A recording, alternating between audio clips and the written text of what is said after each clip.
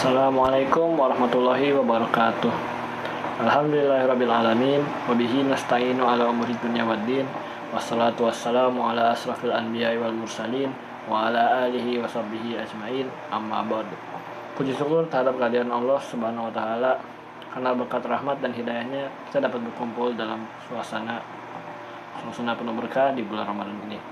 Salawat serta salam juga tak lupa kita curahkan kepada baginda Nabi Muhammad SAW, kepada keluarganya serta sahabatnya, dan karena telah membawa kita dari zaman kegelapan menuju zaman yang terang benderang. Sahabat Siraja yang dirahmati oleh Allah, izinkan saya menyampaikan kultum singkat yang berjudul Puasa bukan hanya menahan lapar, tapi juga menahan diri. Sahabat Siraja yang dirahmati oleh Allah, ketika mendengar kata puasa, yang sering terbayang hanyalah menahan lapar dan haus seharian. Tapi puasa jauh lebih dari itu. Puasa adalah latihan menahan diri, baik itu menahan sikap, emosi, ataupun keinginan.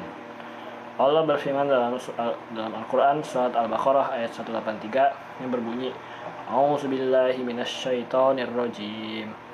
Ya ayyuhalladzina amanu kutiba alaikumus syiyam kama kutiba alal ladzina min qablikum la'allakum tattaqun. Yang artinya, wahai orang-orang yang beriman, diwajibkan kamu berpuasa sebagaimana orang-orang terdahulu, agar kamu saling bertakwa. Dari ayat ini dapat disimpulkan bahwa kita berpuasa adalah untuk mengingatkan ketakwaan kita, yaitu agar dapat mengendalikan diri sendiri dalam keadaan apapun.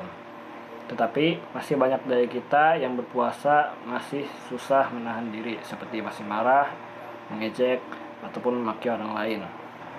Rasulullah SAW mengingatkan, barang siapa tidak meninggalkan perkataan dusta dan perkataan buruk, maka Allah tidak butuh dia meninggalkan makanan minumnya.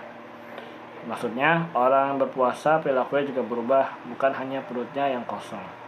Sahabat Siraja yang dirahmati oleh Allah, berikut langkah-langkah agar puasa kita tidak hanya menahan lapar. Yang pertama, menjaga ucapan, agar hati kita menjadi lebih bersih dan hubungan dengan orang lain tetap lebih baik. Saat puasa, mulut bukan hanya berhenti makan, tapi juga berhenti dari kata-kata yang menyakitkan, mengejek, menghina, atau mempunyai unsur keburukan. Yang kedua, mengendalikan emosi. Hal ini dilakukan agar kita menjadi pribadi yang lebih baik, lebih sabar dan dewasa. Di sekolah, di rumah, ataupun dimanapun, pasti ada saja hal yang memancing kita untuk marah. Puasa melatih kita agar kita tidak mudah meledak-ledak dimanapun, tidak membalas keburukan dengan keburukan lagi. Yang ketiga, menjaga pandangan dan pikiran, agar hati kita lebih tenang dan terhindar dari hal yang tidak bermanfaat. Apa yang kita lihat dan pikirkan akan mengaruhi sikap kita. Maka puasa juga berarti menahan diri dari tontonan, tulisan, atau kebiasaan yang menjauhkan kita dari kebaikan. Yang keempat, memperbanyak kebaikan dan berbagi dengan sesama. Hal ini dilakukan agar rasa syukur kita semakin meningkat. Saat merasakan lapar, kita jadi ingat saudara-saudara yang kekurangan. Dari situ lahir empati untuk berbagi, membantu teman, sedekah, atau sekadar meringankan beban orang tua di rumah. Yang kelima, melatih kejujuran pada diri kita sendiri. Jujur pada diri sendiri dimaksudkan agar kita sadar bahwa Allah selalu melihat perbuatan kita. Tidak ada yang tahu jika kita diam-diam membatalkan puasa, tetapi kita tetap menahan diri karena iman. Inilah pendidikan utama dari puasa, yaitu membangun integritas. Sahabat Siraja rahimakumullah, lakukanlah puasa sebagai gaya hidup, supaya kita dapat belajar untuk menahan hawa nafsu kita. Malamnya kita isi dengan ibadah dan doa. Siangnya kita belajar di sekolah dan menahan hawa nafsu kita. Dan malamnya kita isi dengan doa dan lain-lain. Harapannya setelah Ramadan selesai, kita tidak kembali seperti semula, tetapi naik menjadi pribadi yang lebih baik.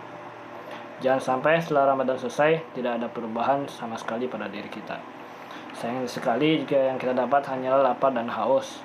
Jadikanlah Ramadan sebagai titik awal untuk memperbaiki akhlak, perbaiki hubungan dengan orang tua, teman, dan yang paling penting hubungan kita dengan Allah.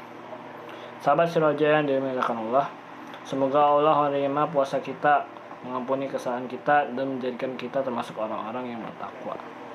Sekian kutip yang dapat saya sampaikan, kurang lebihnya mohon maaf. Wabillahi wal taufiq wa hidayat. Wassalamualaikum warahmatullahi wabarakatuh.